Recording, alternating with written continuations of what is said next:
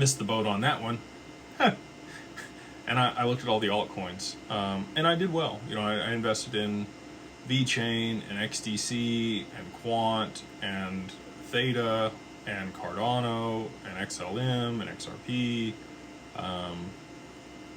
other stuff as well. I hit a really good lick on some of those, and so it never hurts to be diversified.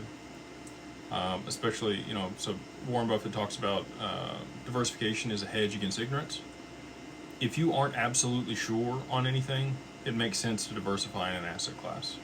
And also, on the other side of price appreciation, as you manage your wealth, you're going to ideally take a very different approach versus being very siloed. So I talk about wealth kind of like a tree. So you have the trunk or the core of what your investment was, and you water it. It's a seed that you plant, and it grows big and tall.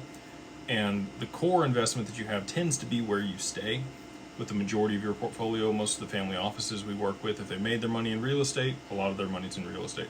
If they made their money in tech businesses or whatever else it was, a lot of their money's in that because they understand that.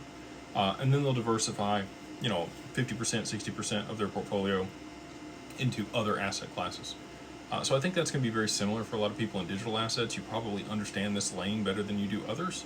And you can probably pick the winners better than other people. And that's a strategic advantage or an edge that you have over other people, and I would continue to double down on that post-price appreciation, but I wouldn't necessarily keep all my eggs in one basket unless it becomes a tier 1 asset. And that's the reason I'm in XRP as deep as I am, is I do think that it'll end up being riskless to hold XRP over the long term, and you'll be able to borrow against it at a very low interest rate, and take that capital and put it to work in other opportunities that generate significant returns.